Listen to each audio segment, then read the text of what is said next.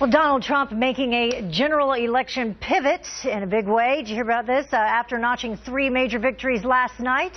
Watch. I think it's time to unify. We have something special going in the Republican Party, and unfortunately, the people of the party, they call them the elites, or they call them whatever they call them, but those are the people that don't respect it yet. In 100 years, what's happening now to the Republican Party has never happened before. And the people in the party, whether you call them establishment or not. Alan Colmes, host of The Alan Colmes Show and a Fox News contributor, and Brad Blakeman, former Deputy Assistant to President George W. Bush, join us now to talk a little bit more about this. Thanks for joining us. Morning. Good morning. All right, so I'll start with you, Alan. You've got the Trump wines, you've got the Trump steaks, the Trump water, and now you've got party unity. Are you buying what he's selling? Yeah. By the way, the steaks they served last night, it turns out, were not Trump steaks after all. Party unity, how's he going to unite? By taking back the things he said about Latinos, Mexicans, women, things he said about Bush, things he said about Romney. He's now going to all of a sudden pivot and unite those people. Maybe he'll unite the warring factions of white supremacists, but I don't think he's going to unite people who's been spent in the last number of months insulting. That's how he's gotten where he's gotten, by insulting people. Yeah.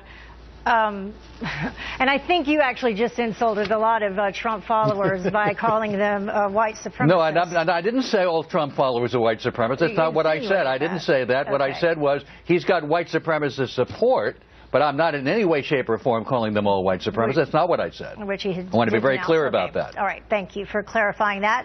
Brad, why do you think Trump came last night and said that, he needs to unify the party, and he can and he will?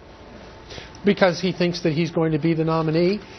He certainly had a good night last night, but next week will be telling. And if he has a continued success in his home state, second home state of Florida, then I think he's right to set the tone now. It's never too early to unite, to reach out to others. But it's going to be a little hard lift for Trump because of his rhetoric. He's going to have to take it down a little bit. He's going to have to accept the fact that he's not going to win everybody over, and that's okay. Yeah. But if next Tuesday he is still in a position of leadership, then he's likely to get the nomination. So he should be starting now to try and mend the fences and take the rhetoric down a little bit. Yeah. And I think he's going to do just fine. But there is another debate coming up, so anything could happen there. Sure. Not only is he having to pivot with his own words, he's up against some groups with some deep pockets, and they are spending money in Florida to get people to vote basically for anyone but him. So, Alan, have you ever seen anything like this before? Not quite, but Dan Springer just pointed out he's losing in the late deciders, the people who are deciding late. He's also down among Republicans from 37% to 34%. So it's possible, based on the data we now have, that Trump has hit a wall. And in fact, if there's a coalescing around the other candidates, or one in particular, he really does stand to lose at convention time. So, Brad, say that it happens that what you were just discussing, Trump wins Ohio, he wins Florida. It looks like that he is going to get the nomination. Is it the responsibility of someone within the party to step forward, possibly begin stepping forward now and call for unity as well?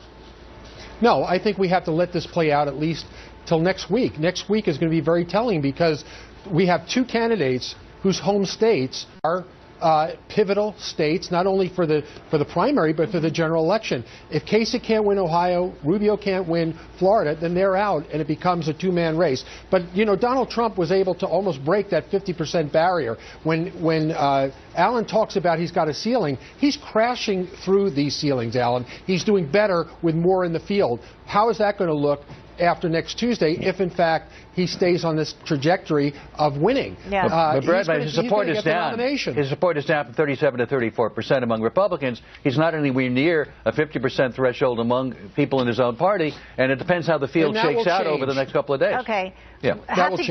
I want to know if anyone would bet against him at this point. Thank you both for joining us, Alan, Brad. Thanks. Appreciate it.